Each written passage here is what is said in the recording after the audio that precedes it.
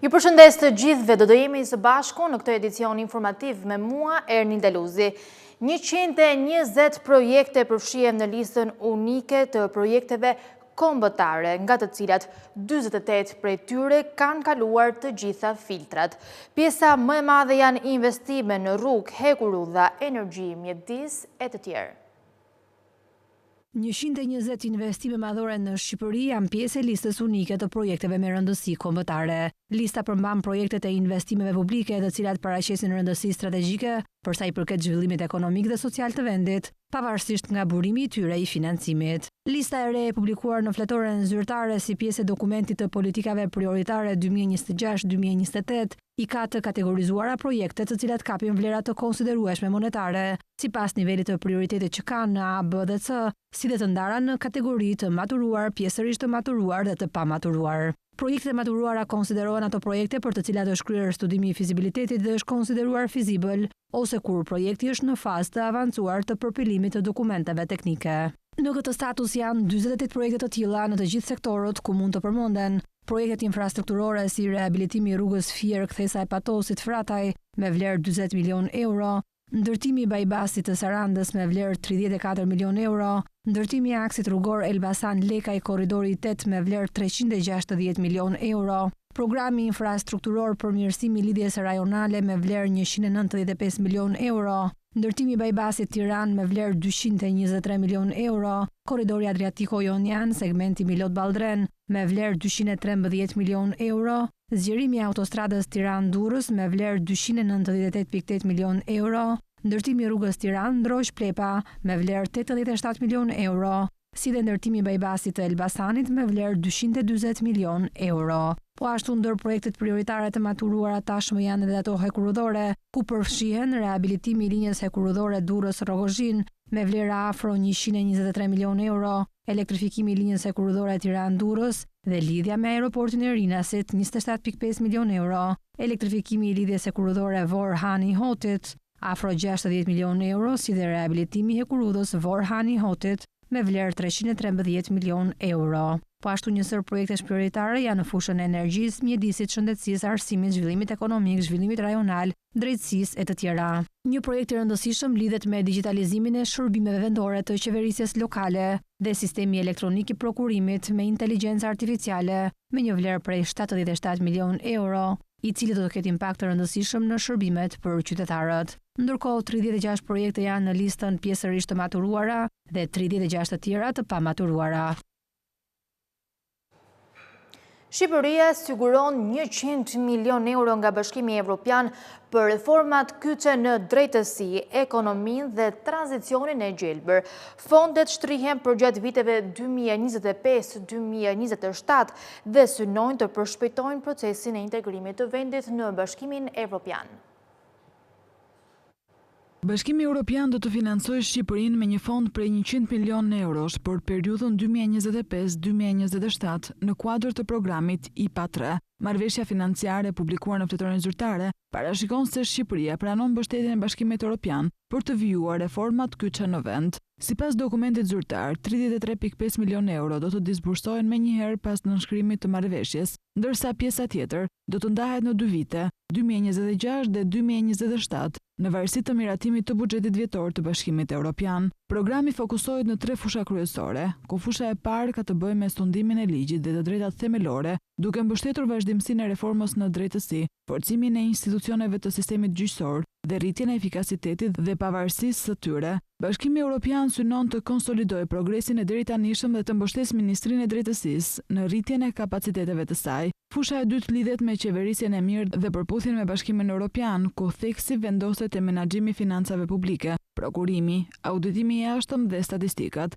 Objektivi është krijimi i institucioneve më të forta dhe transparencë më e lartë fiskale, ndërsa fusha e tretë përfshin agjendën e gjelbër, lidhshmërinë e qëndrueshme dhe konkurrueshmërinë ekonomike, në përputhje me ligjin e Bashkimit Evropian për lëndet e para kritike. Programi synon të rrisë rolin e Shqipërisë dhe të Ballkanit Perëndimor në zinxhirët strategjik të furnizimit të Bashkimit Evropian. Ky financim vjen në një moment kur Shqipëria ka intensifikuar përpjekjet për të përshpejtuar procesin e integrimit evropian dhe për të zbatuar reformat e nevojshme për hapjen e kapitujve të rinj të negociatave. Komisioni Evropian do të njoftojë çdo vit angazhimet e reja financiare, ndërsa autoritetet shqiptare pritet të avancojnë zbatimin e projekteve që lidhen me drejtësinë, ekonominë dhe tranzicionin e gjelbër. Përdorimi i e-qeverisjes në Shqipëri është rritur ndjeshëm për gjatë vitit 2025 me qytetarët që po përdorin më shumë shërbimet online, sidomos për marrjen e informacionit dhe shkarkimin e formularëve zyrtar. Rritja shoqërohet edhe me shtimin e buxhetit për modernizimin e qeverisjes elektronike. Përdorimi i e-qeverisjes në Shqipëri ka shënuar rritje të konsiderueshme gjatë vitit 2025. Teksa qytetarët po orientohen gjithnjë më shumë drejt zgjidhjeve digjitale për të marrë shërbime publike. Të gjitha kategoritë e kontakteve elektronike me autoritetet shtetërore kanë regjistruar rritje krahasuar me vitin 2024, duke reflektuar një angazhim më të madh të publikut me platformat online të qeverisë. Sipas të dhënave, shërbimet që lidhen me detyrimet të qytetarëve, si deklarata tatimore apo njoftime për ndryshimin e adresës, si dhe ato që përfshin të drejtat sociale, dokumentet zyrtare, regjistrimet arsimore dhe informacionit të shëndetit publik, janë përdorur më shpesh gjatë këtij viti. Ndër kategoritë me ritmet më të larta të rritjes është ajo e marrjes së informacionit nga faqet ose aplikacionet e internetit, e cila është rritur me rreth 2.2 pikë%. Ndërkohë edhe shkarkimi apo printimi i formularëve zyrtar ka shënuar rritje, megjithëse më të moderuar, prej 0.5 pikë% gjatë vitit 2025. Kjo tregon se qytetarët vijojnë të shfrytëzojnë gjithnjë më tepër mundësitë që ofron e-qeverisja, duke ulur varësi nga sportelet fizike dhe duke rritur efikasitetin e shërbimeve publike. Këto statistika vijnë edhe pasi buxheti për e-qeverisjen ka pësuar rritje. Referuar të dhënave nga relacioni projekt buxhetit për vitin e ardhshëm, për qeverisjen elektronike do të alokohen rreth 18.99 miliard lekë, ose 196 milion euro. Krahasuar me vitin e kaluar, buxheti për modernizimin dhe përmirësimin e e-qeverisjes ka pasur një rritje të konsiderueshme. Theksojmë se qeverisja elektronike përfshin aktivitete të tilla si ndërveprimi me autoritetet publike, marrja e informacionit nga faqet e autoriteteve, shkarkimi i formularëve zyrtar, aksesimi të dhënave ose regjistrave, aksesimi i informacionit personal, caktimi i një takimi ose rezervimi, dorëzimi i deklaratave tatimore, pretendimet ose ankesat si dhe përfitimet nga sigurimet shoqërore. Qytetarët mund të aplikojnë edhe të kryen pagesat për një sër shërbimesh të kadastrës përmes portalit shtetëror e-Albania. Në total, 74 shërbime kadastrale mund të paguen online duke përdorur çdo lloj karte bankare, qoftë ajo kartë krediti apo debiti, pavarësisht vendodhjes së përdoruesit.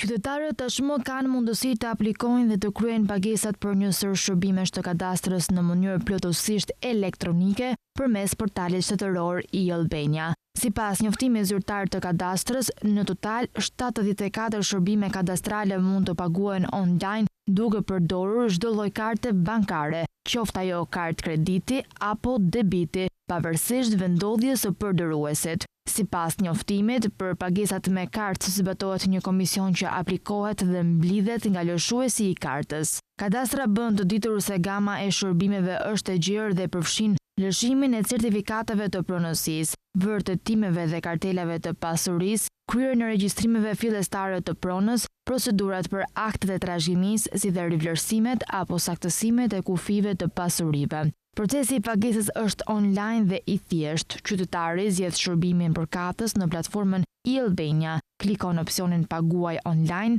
dhe më pas ndjek hapa të udhëzimet që shfaqen automatikisht në sistem. Pagesa konfirmohet menjëherë dhe aplikimi nis të trajtohet pa vonesa e pa nevojën e paraqitjes fizike në sportelet e institucionet. Ky proces synon të rritë cilësinë e shërbimeve publike, të ulë kohën e pritjes dhe të lehtësojë aksesin e qytetarëve në dokumentacionin kadastral, duke bërë administratën më efikase, transparente, të shpejtë dhe më afër qytetarëve, si dhe duke bërë më të aksesueshme për çdo. Investimet të huaja direkte në Shqipëri arritën në 429 milion euro në 3 mujorin e tretë të vitit 2025, duke shënuar rritje prej 10% dhe një nga nivelet më të larta të viteve të fundit. Shumica investimeve rezultojnë sërish në sektorin e pasurive të paluajtshme. Investimet e huaja direkte kanë shënuar arritje të qëndrueshme gjatë 3 mujorit të tretë të vitit 2025, duke reflektuar interes të lartë të kapitalit të huaj për sektor kyç të ekonomisë. Sipas të dhënave të Bankës së Shqipërisë, fluksi hyrës i investimeve direkte arriti në 449 milion euro, një rritje për 10% krahasuar me të njëjtën periudhë të vitit të kaluar. Ky është një nga nivelet më të larta të investimeve të regjistruara në një 3 mujor dhe përbën një sinjal të qartë pozitiv për klimën e investimeve në vend. Rritja është ndikuar kryesisht nga zgjerimi i injektimit të kapitalit dhe fitimit të rinvestuar, të cilat arritën së bashku në rreth 440 milion euro. Këto të dhëna tregojnë se kompanitë e huaja jo vetëm që po investojnë, por edhe po zgjerohen dhe po i mbajnë fitimet brenda vendit për të zhvilluar më tej aktivitetin e tyre. Gjithashtu, marrëdhëniet e borxhit ndërmjet kompanive të lidhura, një formë tjetër e investimeve direkte, sollën një fluks shtesë prej 9 milion eurosh. Sektorët më të preferuar nga investitorët gjatë këtij tremujori ishin pasuritë e paluajtshme, të cilat tërhoqën 31% të totalit të investimeve, të ndjekura nga ndërmjetësimi financiar me 16%, hidrokarburët me 6%, energjetika me 5% dhe komunikacioni me 4%. Një element interesant është fakti se edhe investimet e rezidentëve shqiptar jashtë vendit janë rritur. Ato arritën në 72 milion euro, duke shënuar një rritje prej 24%, e cila tregon diversifikimin e investimeve të bizneseve shqiptare në tregjet të huaja dhe rritjen e kapacitetit të tyre konkurrues. Në total, investimet e huaja direkte kanë kontribuar në një zgjerim neto të detyrimeve të ekonomisë shqiptare me 377 milion euro, duke forcuar bazën e financimit afatgjat të vendit. Këto zhvillime konfirmojnë se Shqipëria mbetet një destinacion i rëndësishëm për kapitalin e huaj, ndërsa ruan një ritëm pozitiv të integrimit ekonomik me tregjet ndërkombëtare.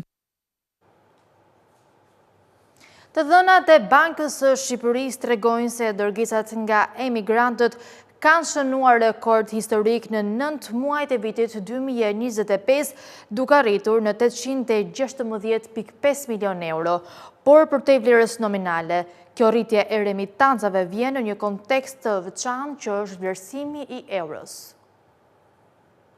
Remitancat nga emigrantët shqiptar kanë shënuar një tjetër rekord historik në 3 muajin e tretë të vitit 2025, duke arritur në 284.7 milion euro, sipas të dhënave nga Banka e Shqipërisë. Ky është niveli më i lartë ndonjëherë për një 3 mujor të tretë që prej vitit 2008, duke të i kaluar edhe nivelin e rekord të një viti më parë. Në një vështrim krahasues 3 mujor i tretë i vitit aktual ka shënuar një rritje me 8.5% krahasuar me të njëjtën periudhë të vitit 2024, kur vlerësoheshin rreth 262.41 milion euro. Për gjatë 9 muajve të parë të vitit, emigrantët kanë sjellë në total 816.45 milion euro nga 772.3 milion euro që ishte kjo vlerë një vit më parë.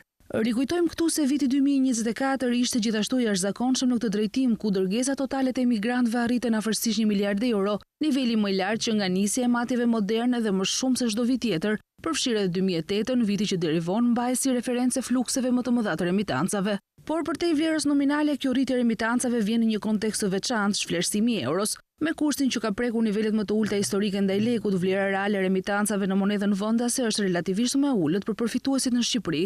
Pra edhe pse më shumë euro po hyn në ekonomi, fuqia blerëse e tyre është ndikuar ndjeshëm nga zhvlerësimi.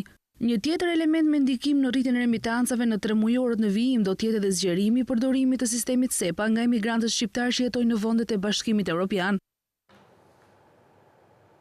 Borxhi i jashtëm bruto i Shqipërisë është ulur me rreth 195 milion euro për shkak të detyrimeve dhe shkryreve më të larta se huamarrja.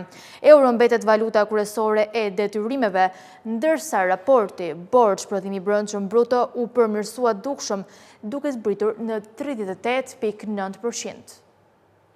Borxhi i jashtëm bruto i Shqipërisë ka shënuar një ulje të ndjeshme gjatë 3 muajit të tretë të vitit 2025. Sipas të dhënave të Bankës së Shqipërisë, niveli i borxhit që vendi ynë ka ndaj jashtë arriti në rreth 10.37 miliard euro në fund të shtatorit, duke u tkurrur me afro 195 milion euro brenda vetëm 3 muajve të fundit. Kjo përbën një rënje prej 1.8% krahasuar me 3 mujorin pararendës. Arsyeja kryesore kësaj rënjeje është ajo që quhet efekti i flukseve financiare, pra shuma e transaksioneve hyrëse dhe dalëse të parave. Në këtë periudhë, këto flukse kanë qenë negative, që do të thotë se vendi ka shlyer më shumë borxhe se sa ka marrë hua. Pikërisht kjo ka ulur stokun e përgjithshëm me rreth 199 milion euro. Ndërkohë, lëvizjet e kursit të këmbimit dhe rregullimet e tjera kontabël kanë pasur ndikim minimal dhe pozitiv. Struktura e borxhit të jashtëm të vendit mbetet të përqendruar te detyrimet afatgjata. Rreth 88% e gjithë borxhit është me maturitet të gjatë, duke treguar se Shqipëria vijon të mbështetet kryesisht te financimet që shlyhen për shumë vite. Në këtë kategori është vërejtur një ulje e dukshme, sidomos në huat afatgjata dhe në letrat me vlerë të borxhit, të cilat zakonisht përdoren nga qeveritë dhe institucionet për financime strategjike. Edhe në aspektin e valutave, euro mbetet monedha dominante. Rreth 74% e gjithë borxhit të jashtëm të Shqipërisë është i shprehur në euro, gjë që lidhet drejt për drejt me marrëdhëniet tregtare të vendit dhe financimet që vijnë kryesisht nga Evropa. Pastaj vijnë dollari amerikan dhe alokimet në SDR nga Fondi Monetar Ndërkombëtar. Një tjetër tregues i rëndësishëm është raporti i borxhit të jashtëm bruto ndaj prodhimit të brendshëm bruto. Në fund të shtatorit 2025, ky tregues ra në 38.9%, nga 41.5 që ishte në fund të vitit të kaluar. Ky është një sinjal pozitiv për ekonominë shqiptare, sepse tregon se pesha e borxhit në raport me madhësinë e ekonomisë po reduktohet falë rritjes ekonomike dhe shlyerjes së borxheve. Në përgjithësi, tërmujori i tretë i vitit ka shënuar një përmirësim të pozicionit të borxhit të jashtëm të Shqipërisë. Rënja e stokut, mos përdorimi i tepruar i huave të reja dhe rritja e prodhimit të brendshëm bruto po krijojnë një tablo më të qëndrueshme për ekonominë, duke vendosur vendin në një trajektore më të shëndetshme financiare. Sipas Instat, në tremujorin e tretë të vitit 2025, shkalla e punësimit për të rinjt 15 deri 29 vjeç është 45.5%, ndërkohë në terma absolute rreth 11.000 të rinj kanë dalë nga tregu i punës brenda një viti. Rreth 6.500 persona të moshës 15 vjeç e lartë kanë dalë nga tregu i punës gjatë tremujorit të tretë të vitit aktual, tregojnë të dhënat më të fundit të Instat, ndonse norma e punësimit është rritur. Numri i punësuarve për grup moshën 15 vjeç e lartë arriti në 1.17 milion, duke shënuar një rritje prej 0.7% krahasuar me tremujorin e kaluar, ndërsa në krahasim me të njëjtin tremujor të vitit 2024 regjistroi një rënje prej 0.6%. Sipas Instat, në tremujorin e tretë të vitit 2025, shkalla e punësimit për të rinjt 15 deri në 29 vjeç është 45.5%. Ky tregues është ulur me 0.6 pikë krahasuar me tremujorin e tretë të vitit 2024, por është rritur me 1.7 pikë kundrejt tremujorit paraardhës. Në terma absolutë rezulton se rreth 11.000 të rinj kanë dalë nga tregu i punës brenda një viti, ndërkohë shkalla e punësimit për popullsinë 15 deri në 64 vjeç vlerësohet në 69.6%, por si paraqiten të dhënat për papunësinë, në tremujorin e tretë të vitit aktual shkalla e papunësisë për popullsinë 15 vjeç e lartë është 8.1%, krahasuar me të njëjtin tremujor të vitit 2024, treguesi mbetet i pandryshuar, ndërsa në raport me tremujorin paraardhës është ulur me 0.4 pikë. Shkalla e papunësisë është 6.8% për burrat dhe 9.7% për gratë, krahasuar me një vit më parë, papunësia për gratë është rritur me 1.2 pikë, ndërsa për burrat është ulur me 0.9 pikë. Për të rinjtë e grup moshës 15 deri në 29 vjeç, shkalla e papunësisë vlerësohet në 15%, duke shënuar një rënje prej 2.8 pikë në krahasim me tremujorin e tretë të vitit 2024 dhe një rënje prej 1.3 pikë ndaj tremujorit kaluar. Tregu i punës ka nevojë për përdytësime të standardeve europiane, ka theksuar në një intervistë për Skan TV ekspertja e punësimit Gertiana Hasalla. Ndjekim kronikën.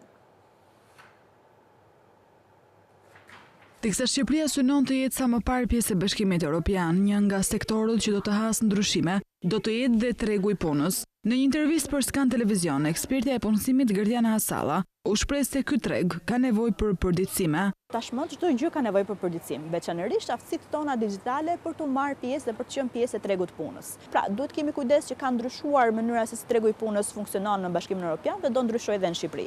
Nëse aspirojmë që në 5 apo 10 vite ne të bëhemi pjesë e Bashkimit Evropian, në mos edhe më herët, do duhet kujdesemi që Bashkimi Evropian në vetvete po punon shumë ekonominë e gjelbër. Çka do të thotë kjo? Ekonomia e gjelbër në vetvete janë të gjitha punët që janë të lidhura me mbrojtjen e mjedisit, në një mënyrë ose në tjetër, po edhe në përdorimin e tij në mënyrë të ndërgjegjshme. Hasalla vijon të theksojë se fokusi i punësimit duhet të drejtohet drejt ekonomisë së gjelbër, si dhe formatit hibrid të punës.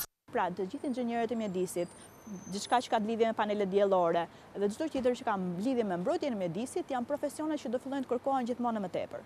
Dhe nëse ka diçka që po e bën shumë Bashkimi Evropian sot për sot, të gjitha vendet që janë pjesë e tij, është ajo që quhet puna në distancë. puna në distancë ose puna me orar të reduktuar në ambientet e zyrës. Shumë shpesh kompanitë në Bashkimin Evropian po zgjedhin që punojësit e tyre t'japin mundësinë që të punojnë 2 ditë në zyrë dhe 3 ditë punojnë në ambientet e shtëpisë ose në ambientet të tjera. Ndërkohë ka kompani të tjera të cilat zgjedhin edhe ditën e punës që është 4 ditë në javë, që është një arritje gjithashtu, është shumë shpejt ndoshta akoma për Shqipërinë, por është diçka që mund të shikohet në të ardhmen dhe në të harkun kohor prej 5 apo 10 vitesh, do jetë patjetër mundësia që edhe për kompanitë Shqipërisë fillojnë të ofrojnë punë me orar të reduktuar në zyrë ose punë 4 ditë në javë. Sipas ekspertes Asalla, formati hibrid i punës nuk është i largët edhe për Shqipërinë, pasi sipas saj, ky është edhe trendi që ne po shkojmë për sa i përket tregut të punës. Referuar të dhënave nga Qendra Kombëtare e Biznesit gjatë muajit nëntor, janë regjistruar 1538 biznese të reja. Gjithashtu janë lëshuar 168 licenca të reja për ushtrimin e aktiviteteve, si dhe 12 leje të tjera të domosdoshme për kategori të caktuara biznesash.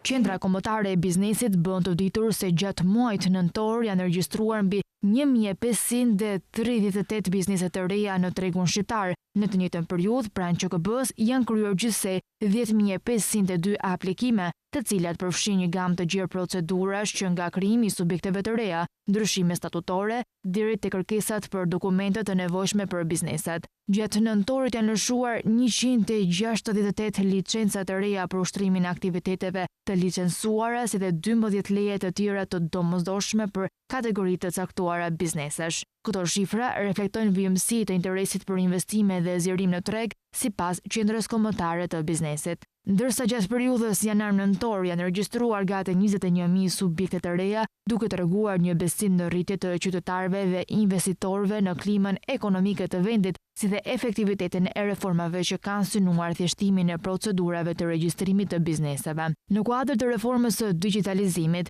bizneset kryen të gjitha shërbimet e nevojshme që marrin në Qendra Kombëtare të Biznesit online nëpërmjet portalit e-Albania, duke shkurtuar kohë, procedurë si dhe radhën e pritjes. Kjo ka ndikuar drejt për drejt në rritjen e numrit të aplikimeve dhe regjistrimeve të reja, duke lehtësuar ndjeshëm rrugën e sipërmarrësve drejt fillimit të aktivitetit të tyre ekonomik. Ndërkohë që pas lançimit të faqes së re zyrtare të Qendrës Kombëtare të Biznesit, gjatë muajit shtator u shtuan edhe funksionalitetet të reja që e bëjnë ndërveprimin me qytetarët dhe bizneset më të shpejtë dhe më praktik. Në një seancë maraton ku vendi i Shqipërisë shqyrtoi buxhetin dhe paketën fiskale 2026, në rend të ditës ishte edhe ligji i partneritetit publik-privat dhe ligji i paqes fiskale, për të cilin deputetët diskutuan ngjyrësisht. Buxheti për vitin e ardhshëm prej 8.9 miliard euro pas votimit nen për nen është gati për të hyrë në fuqi nga 1 janari vitit 2026. Kuvendi i Shqipërisë diskuton nen për nen projekt buxhetin 2026, si dhe projekt ligjit e paketës fiskale për t'i hapur rrugë miratimit dhe më pas hyrjes në fuqi. Buxheti i vitit 2026 është më i lartë i akorduar ndonjëherë në rreth 887 miliard lek apo 8.9 miliard euro. Referuar dokumentit më të rëndësishëm të shtetit edhe për vitin e ardhshëm, sektorët prioritar si shëndetësia dhe mbrojtja sociale, infrastruktura dhe energjia, arsimi, ushtria do të jenë ndër më të financuarit. Të ardhurat e planifikuara kapin vlerën e 823 miliard lek apo rreth 8.3 miliard euro, ndërsa deficiti buxhetor parashikohet në 63 miliard lek. Një fokus të veçantë në buxhet kanë politikat sociale. Qeveria parashikon për vitin 2026 një rritje të ndjeshme të shpenzimeve sociale. 100 milion euro do të destinohen për rritjen e pensioneve sipas skemës së re, ndërsa 135 milion euro do të shkojnë për rimbursimin e medikamenteve. Sa i takon ligjeve fiskale, disa nga ndryshimet më të rëndësishme që marrin jetë duke nisur nga 1 janari 2026 është rivlerësimi i pasurive me normë tatimore 5%, paketa e paqes fiskale e cila parashikon sipas disa skemave shuarjen e detyrimeve të vjetra për bizneset dhe dhënien e mundësisë për pagesë me koste të detyrimeve më të reja. Po ashtu edhe rimbursimi të TVSH-s në masën 10% për fermerët për totalin e faturave nga shitjet e prodhimeve tek grumbulluesit, si dhe disa ndryshime sa i takon sistemit të taksave vendore dhe ligjit për tatimin mbi të ardhurat. Dhoma Amerikane e Tregtisë ka renditur një sër argumentesh se përse nuk duhet miratuar paketa e paqes fiskale. Sipas këtij grupimi biznesesh, zbatimi i kësaj pakete rrezikon konkurrencën e ndershme dhe legalizon kapitalet e dyshimta. Ndjekim kronikën. Dhoma Amerikane e Tregtisë ka rezerva sa i takon paketës së paqes fiskale. Referuar këtij institucioni, marrëveshja në fjalë paraqet rrezik të lartë për cënimin e konkurrencës së ndershme. Sipas deklaratës së bërë nga dhoma, projekt ligji propozon një skem në të cilën bizneset që kanë deklaruar me korrektësi fitimet ndër vite vendosen në një pozicion të pafavorshëm, ndërsa subjektet që kanë shmangur detyrimet tatimore përfitojnë drejt për drejt. Parashikimi një rritje të detyrueshme prej 18% të fitimit të vitit paraardhës, pavarësisht sektorit apo performancës reale të tatimpaguesit, zëvendëson procesin e vetdeklarimit me një formulë arbitrare që nuk reflekton performancën reale financiare të subjektit dhe krijon një barrë të padrejtë për tatimpaguesit e rregullt. Në të kundërt, bizneset me deklarime fitimesh historikisht të ulta përfitojnë nga baza e ulët e llogaritjes duke shkaktuar shtrembërim të ndjeshëm të konkurrencës. Kjo situatë dëmton bizneset serioze dhe bie ndesh me parimin kushtetues të barazisë para ligjit, thuhet në deklaratë. Po ashtu nënvizohet se paqja fiskale krijon mundësi reale për legalizimin e kapitalit me origjinë të dyshimt, duke lejuar rideklarimin e pasqyrave financiare të 5 viteve të fundit, përfshirë deklarimin e mjeteve monetare të paraportuara më parë, fshirjen e detyrimeve apo deklarimin e aktiveve të tjera të paregjistruara, pa qenë nevojshme të justifikohen si gabime kontabël apo tatimore apo mos deklarime të qëllimshme.